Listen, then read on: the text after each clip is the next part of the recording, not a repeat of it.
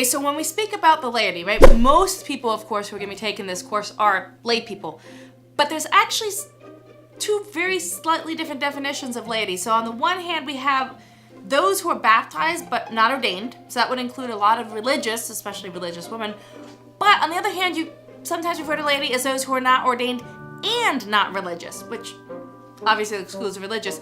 So there's these two slightly different definitions, which makes it a little bit odd. But you notice the laity defined not by who they are, but by what they're not, right? You're not ordained, you're not religious. So one thing that you can say positively about a lay person is that they have the secular character. They're living in the world, contributing to the sanctification of the world like the leaven in the bread, right? You put yeast in the bread, it's just a little tiny bit there, and it causes a whole loaf to rise.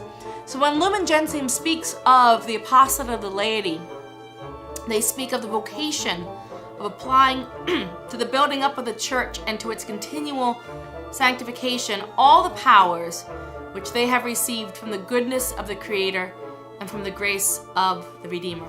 So the laity, in addition to the hierarchy, share in the offices of Christ, priest, prophet, and king, but it's a different way of sharing. So it's the same priesthood, but it's a different way. So the interior sacrifice of the layperson who brings the heart, everything starts in the heart. We're worshiping everywhere by their holy actions.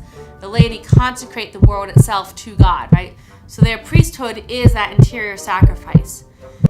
As prophets, they witness to the truth, both by living it out, by witnessing to it, right? Lumen Gentium says, establishes them as witnesses and provides them with the appreciation of the faith and the grace of the word so that the power of the gospel may shine out daily in family and social life.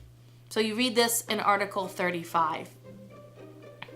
So you have this witness of the ways in which then you can witness to the truth, be a prophet by your very life itself. And then king, right? King has power, and as lay people, our power isn't to rule like the hierarchy rule, but to have the power of our own hearts.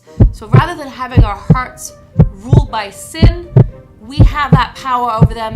We dictate what it is, not sin, by what we're attracted to.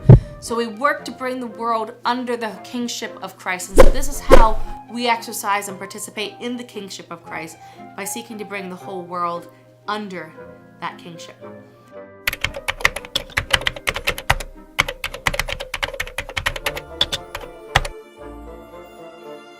Okay, so the laity aren't part of the hierarchy.